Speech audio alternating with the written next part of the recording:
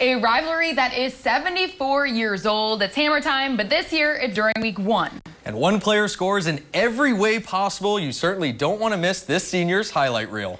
Friday Night Lights starts right now. Live from the KBJR studio, this is Friday Night Lights, only on Northern News Now. Hello and welcome to Friday Night Lights. Hey Daniel, welcome to FNL. It's good to have you here. I know it's not Florida and it's not a hockey rink, but maybe better. Well, at long last, the high school football season is finally here. Yeah, don't worry, Bass. I know I'm in the right place, and you at home are surely in the right place as well. Tonight, we'll take you all the way from Maple, Wisconsin, back over the bridge and down I-35 for an annual rivalry game. That's right, Mr. Ricky. Thanks for joining us. I'm Alexis Bass. And I'm Daniel Chiarelli. We crack open this week's jar of games up I-35 at the home of the Cloquet Lumberjacks, who welcome in the Two Harbors Agates. We start in Cloquet, where the Lumberjacks hit their brand new turf field, taking on the new look Two Harbors Agates. First drive for Two Harbors, senior running back Tate Nelson takes the jet sweep and is able to find his way into the end zone for the Agates' first points. 20-24, they go up 7-0. And senior quarterback Jacob Carpenter showed off his wheels as well, taking the option play himself and finding a seam through the masses. A 20-yard touchdown scamper makes it 14-0. And Carpenter had his arm going tonight as well, escaping the pocket before firing a dart to senior tight end Josh Johnson. The Agates wasted no time. They go up by 20. And the quarterback for Two Harbors also, he plays safety too. Carpenter with the interception. He takes it all the way back. He's just a scoring machine as the Agates stretch their lead. A dominating effort by Two Harbors as they take down the Cloquet Lumberjacks by a final score of 37-14. Senior quarterback Jacob Carpenter with 3 first-half touchdowns.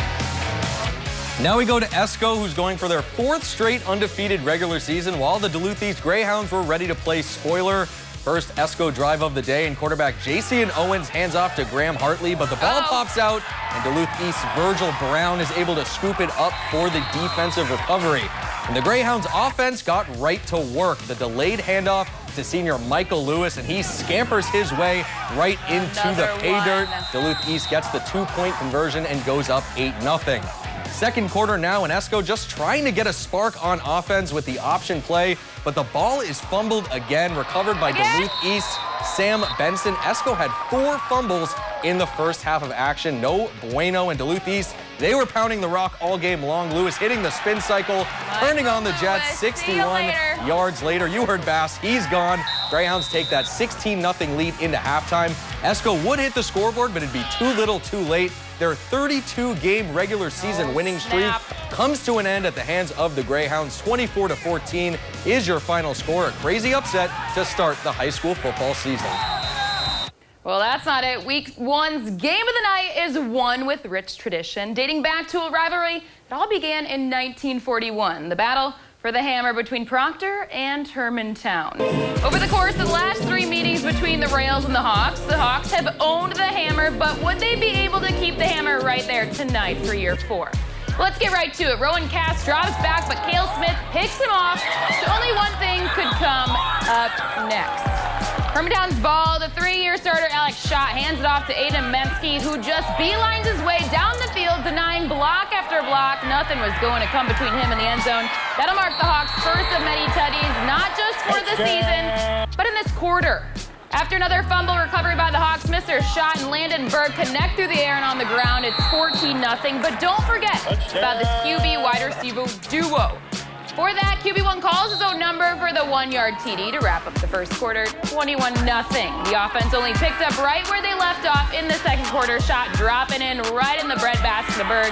Yet again, cinematic on your screens. It's 28-0 with a whole lot of football left to play for the Hawks. That is, the Hammer stays in H-Town for the 4th straight season after they shut out Proctor in a 72-0 obliterating win. And elsewhere in Minnesota, the Rockridge Wolverines are off and running, taking down the Hibbing Blue Jackets in a 55-0 shutout win to open up their season on Thursday night. And the Deadfeld Hunters offense continues to shine as running back Tay Money Mans had 6 touchdowns in a 70-42 victory. Hope you had the over in that one. We also had the Battle of the Little Brown Jug down in Moose Lake, and for just the second time in 16 years, the Barnum Bombers took home the trophy in a 9-6 win. Grand Rapids also starting the year off 1-0 with a 28-0 win over Pine City. Some Thursday night football showing some love to the 9-man ranks. The perennial powerhouses of Cherry and Mountain Iron Buell both kicked off the year with a bang, taking home the W and both winning by more than 5 touchdowns. And now let's head over to Wisconsin, shall we? The Northwestern Tigers looking to bounce back from their loss to Prescott with a matchup against another Middle Border Conference foe in Somerset. And after a scoreless first, we start in the second quarter. The Tigers inside the 20. Junior quarterback Ethan Harms got the start and throws that baguette right in the breadbasket of Bowden Teal for the first TD of the season. For the Tigers, they go up 6-0. Later in the second, it's Somerset's Kane Donnelly. He was all over the field tonight.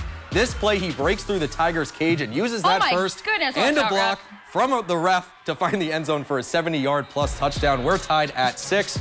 Somerset going for the 2-point conversion and the lead. Donnelly dropping back to pass, and if it ain't broke, don't fix it. He uses those legs once again, dodging those Tigers like poison before adding 2 points for the Spartans. The Tigers and Spartans would stay at 8-6 going into the half. Both offenses finding their footing in the second half, heading into overtime. The Tigers pull out for their first win of the season, 36-28. And elsewhere in Wisconsin, the superior Spartans, shout out to you, Bass, they played their first road game of the 2024 season against the Stevens Point Panthers, but they fell 43-0. And out in Ashland, the Ordockers also had their home opener against the Lakeland Thunderbirds. They fell 33-16. Well, certainly an impressive week 1, Bass. We had an upset, some wild stats, some numbers, some crazy shutouts. So the list goes on and on. I'm just ready to keep it going. Keep rolling. But I'd say there's more impressiveness to come. If that's a word. What's to come? Yeah. Because truthfully, the best is yet to come. Right here in the studio tonight, FNL is far from over. When we come back, we hop into the college ranks and bring you our favorite part of the show. So stay locked right here on Friday Night Lights. Welcome back to week 1 of Friday Night Lights. Thanks for hanging out with us tonight. And Bass, truly no place I'd rather be. And you said earlier it's time for college football. There's a rumor in the air the Bulldogs are definitely back. You know, Daniel, I'd say so. You better believe Kurt Weezy and the UMD Bulldogs had a Thursday night treat in store while they had a business trip to Marquette, Michigan against the Northern Michigan Wildcats. Nonetheless, it's safe to say the boys are so back. So let's jump in. First quarter, UMD not waiting around as QB1 Kyle Waljasper hits Ryder Pattison, who muscles and dives his way into the end zone for the first tutty of the year. 6-0 UMD, extra point, no bueno. But with a short-term memory was all eyes in the second quarter. This time, Wally J lets it slide to Deshaun Ames. That's good for a 40-yard touchdown. It's now 13-0 Bulldogs after the extra point. More of the same in the third. Bulldogs offense firing Waljasper to Daniel Mitchell for 7 yards. Another Bulldogs touchdown. It's 21-zip.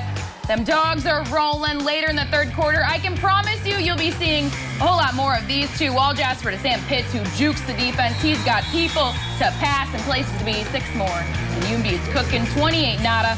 While the Wildcats finally break their scoreless ways late in the fourth, it didn't matter. Time ran out, and the Bulldogs ran them over to hit the road back home with a 35-7 victory. UMD begins the year 1-0. They have a few more weeks off before their home opener on September 14th against Moorhead. Awareness to see the blocks coming, to shoot the gap, to split it. The Golden Gophers opener against UNC.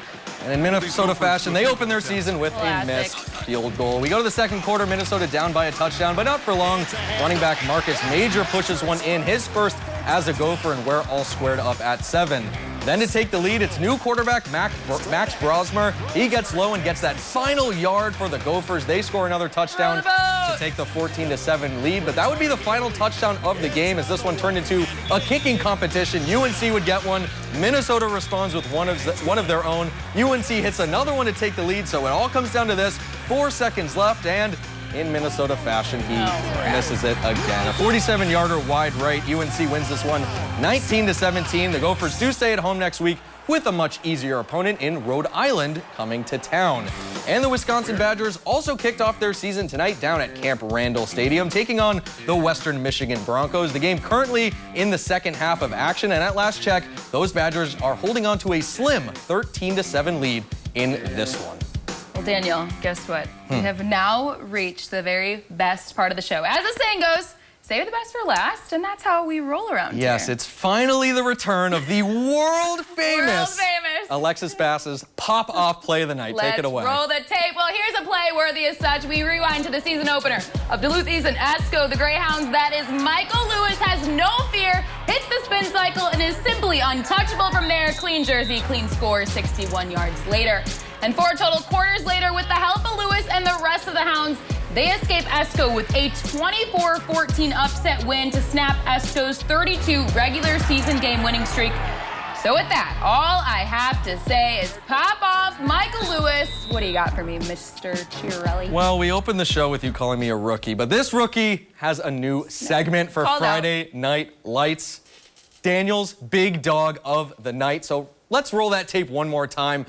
If there's anyone I got to shout out, it's this guy on 2 Harbors. It's their quarterback, Jacob Carpenter, throwing a touchdown, rushing for a touchdown. And oh yeah, as you mentioned, he also plays defense. He plays safety for the 2 Harbors Agates, and he got a pick 6 in this one, just scoring all over the field. He is the first official Daniel's big dog of the night. Hey, look at that, making history here. Just what a way to open week 1. We got blowouts, upsets, and big dogs of the night. A whole lot of popping off. Well, you know we've got more good news. That's a wrap for us here. Doesn't have to be for you. If you want to rewatch any of tonight's show, you can sprint on over to our sports page at northernnewsnow.com. And in even greater news, we'll be here all season long, so come back here next Friday to run it back with us.